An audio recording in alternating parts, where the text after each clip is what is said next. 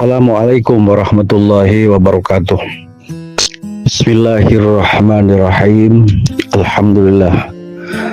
Hamdan wa syukran lillah ya rabbal alamin.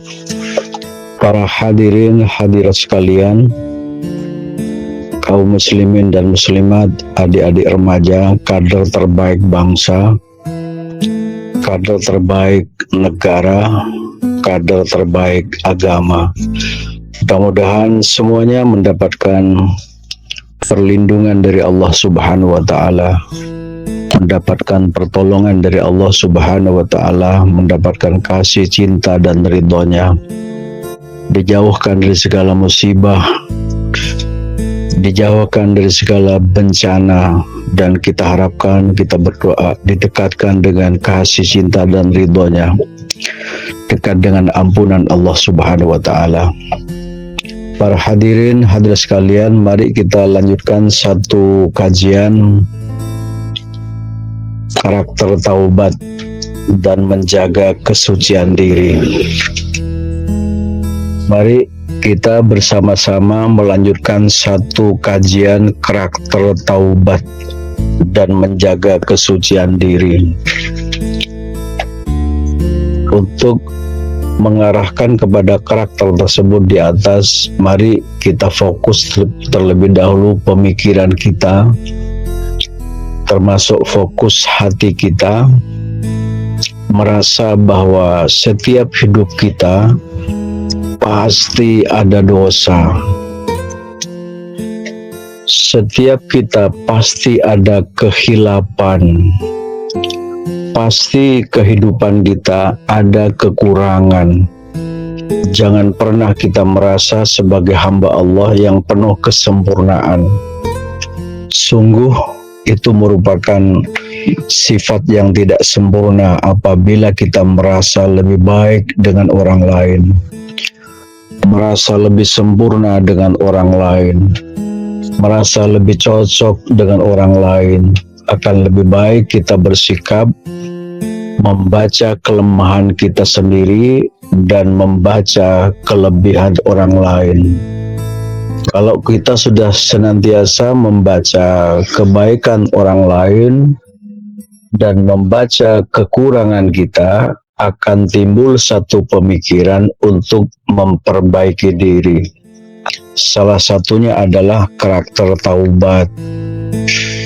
Mari karakter taubat ini kita kaji melalui 5 tahapan seperti yang dibangun oleh saya dalam teori keilmuan. Pertama, memberikan pemahaman betapa pentingnya taubat. Sama halnya dengan baju yang dipakai tiap hari, dipakai 2 hari, setiap baju yang dipakai itu pasti membutuhkan bersih dan disucikan. Apakah disucikan dengan cara manual atau menggunakan mesin cuci?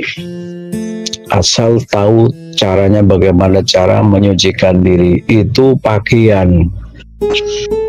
Nah, berkaitan dengan taubat itu persoalan hati.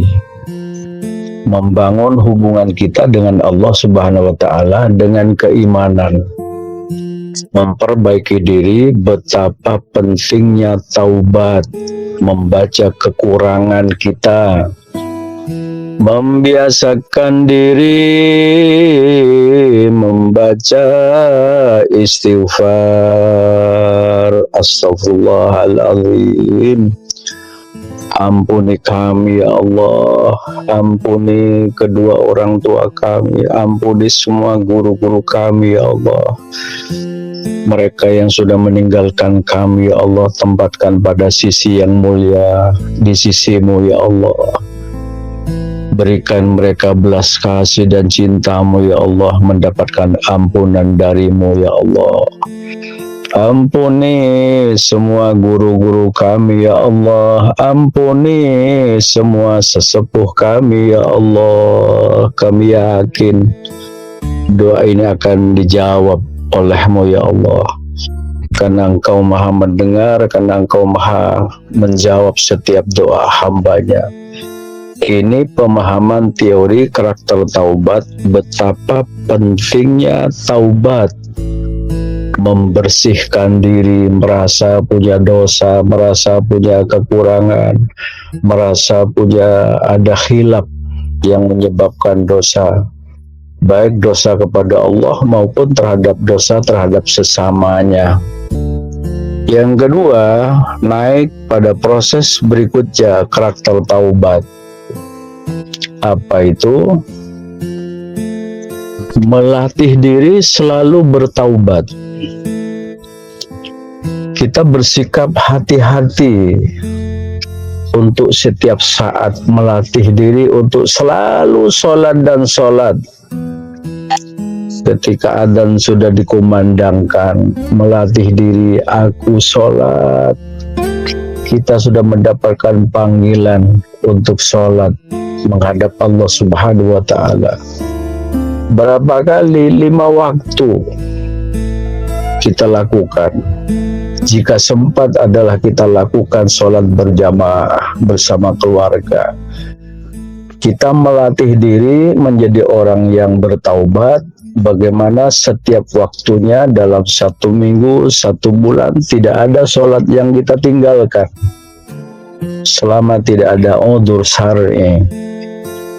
Lalu melatih diri untuk tidak ngomong kejelekan orang lain, karena ngomong kejelekan orang lain, apa itu berbentuk ghaibah, itu dosa terhadap sesamanya. Atau kita meninggalkan diri, tidak menjadi hamba Allah yang tukang fitnah, bikin-bikin kesalahan terhadap sesamanya, dan kita menjauhkan diri bersikap adu domba satu dengan yang lain. Kita jaga lisan, kita jaga perbuatan kita, melatih diri untuk selalu yang terbaik, untuk selalu yang terbaik. Yang ketiga, membiasakan diri. Membiasakan diri ngisi taubat kekurangannya dengan melakukan perbuatan yang terbaik. Membiasakan diri sholat wajib, membiasakan diri sholat berjamaah, membiasakan diri sholat sunat, membiasakan diri membantu orang lain, membiasakan diri tidak ngomong kecuali baik, membiasakan diri peduli pada orang lain, membiasakan diri selalu berbuat baik. Setelah itu naik ke tangga keempat, terbentuklah karakter taubat. Kalau sudah masuk pada karakter taubat, maka orang akan menjadi kebutuhan berbuat baik tanpa dibaksa, tanpa disuruh, tanpa ada pengawasan.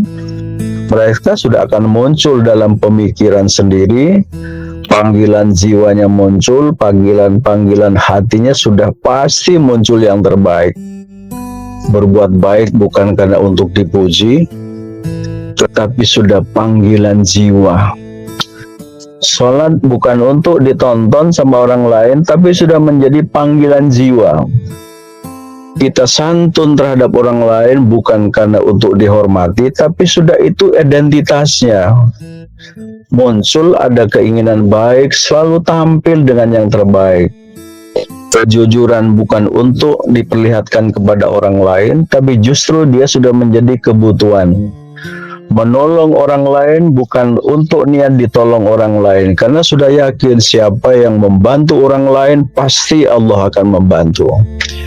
Siapa yang menolong orang lain pasti Allah menolongnya. Itu sudah jadi prinsip. Siapa yang membantu orang lain pasti Allah membantunya. Siapa yang memberikan kemudahan orang lain pasti Allah akan memberikan kemudahan pada setiap kesulitan. Maka naik pada tingkat terakhir, karakter taubat itu penghargaan. Penghargaan apa orang yang melakukan taubat? Yang pertama, bersih diri. sekaligus mampu menjaga kebersihan orang lain. Orang yang selalu taubat pasti dia mendapatkan penghargaan, salah satunya adalah Allah tentramkan pemikirannya, Allah tentramkan hatinya. Allah pasti berpihak pada orang yang selalu bertaubat. Allah akan memberikan penghargaan kepada orang yang bertaubat. Salah satunya Allah mencintai kepada orang yang ahli taubat. Allah punya cinta, nanti fokus pada orang yang bertaubat. Allah punya cinta, fokus akan diberikan kepada orang yang ahli menjaga kesucian diri, apalagi menjaga kesucian orang lain, sebagaimana seperti kajian teori, innallaha yuhibbut tawwabina wa yuhibbul mutatahhirin. Innallaha yuhibbut tawwabina wa yuhibbul mutatahhirin. Sesungguhnya Allah Tuhan kita cinta kepada orang yang ahli taubat. Sesungguhnya Allah senang kepada orang yang bertaubat. Sesungguhnya Allah senang kepada orang yang menjaga kesucian. Sesungguhnya Allah ya senang kepada orang yang menjaga kesucian diri, selalu menjaga kebersihan. Bersih itu merupakan ajaran agama.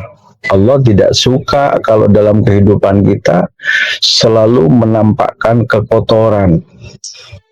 Kotor salah satunya punya penyakit hati.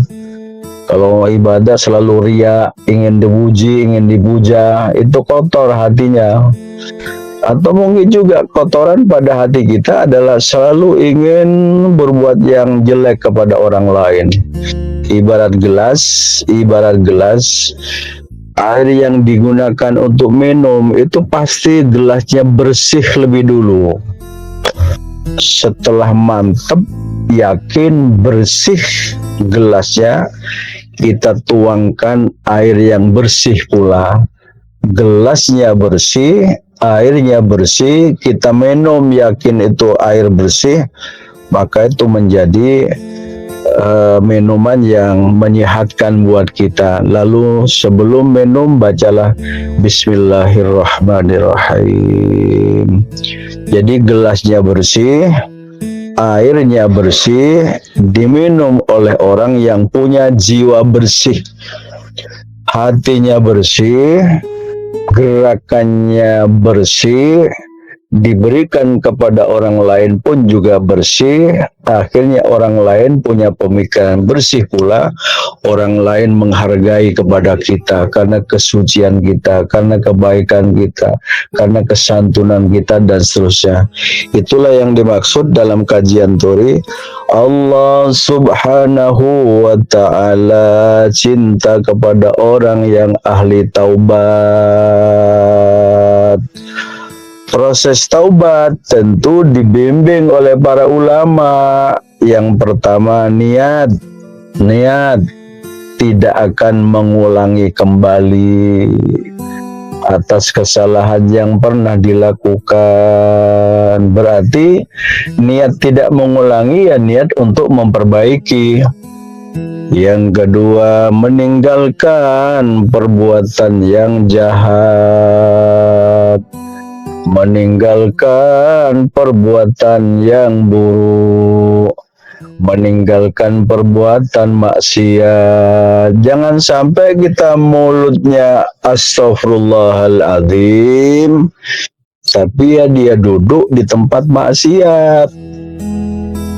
Astagfirullahaladzim, tapi maksiat masih menjadi hobi. Ketika maulud mengucapkan astagfirullahaladzim, kita memang benar-benar meninggalkan perbuatan yang tercela. Kita benar-benar ingin meninggalkan perbuatan yang maksiat. untuk kita menggapai jadi hamba Allah yang mendapatkan cintanya Allah dengan bekal taubat sekaligus dengan bekal suci. Tapi kalau kita punya kesalahan terhadap sesamanya, sesama manusia, kita berkewajiban meminta maaf pada sesamanya, harus minta maaf terhadap sesamanya. Biasanya kan kalau dalam keluarga sering ketemu memang 24 jam, ya pasti salah hilap, iya. Kontemporer kadang terjadi dengan orang yang jauh tempatnya dengan kita, tapi pada keluarga, pada sanak saudara, teman kerabat kita, mari biasakan diri minta maaf. Maafkan saya, doanya ya, maafkan saya, doa barokahnya, sambung doanya. Itu salah satu sikap tawadhu, rendah hati. Bukan berarti hina, bukan. Orang yang bersikap tawadhu, rendah hati itu bukan jadi orang yang hina, tetapi dia akan dimuliakan oleh Allah Subhanahu wa Ta'ala. Mudah-mudahan ya, termasuk kalau kita punya tanggungan terhadap sesama manusia, ya berkewajiban kita mengembalikannya sesuai dengan nominal yang kita jadikan tanggungan pada kita bersama-sama. Maka dosa terhadap Allah niat tidak akan melakukan dan meninggalkan perbuatan maksiat dan dosa dengan cara memperbaiki diri. Tapi kalau dosa terhadap sesamanya, kita berkewajiban meminta maaf, membangun hubungan harmonis sesamanya, saling minta maaf dan kembalikan hak kalau emang itu haknya digunakan oleh kita. Barakallah, manfaat. Mudah-mudahan kita semuanya mendapatkan bimbingan dari Allah Subhanahu wa Ta'ala. Mudah-mudahan kita semuanya mendapatkan bimbingan dari Allah Subhanahu wa Ta'ala. Kita mampu menjadi hamba Allah yang sadar dan sadar untuk memperbaiki diri, sadar dan sadar untuk memperbaiki diri, agar kita menjadi hamba Allah berhak mendapatkan cinta ridhonya Allah Subhanahu wa Ta'ala. Wassalamualaikum warahmatullahi wabarakatuh.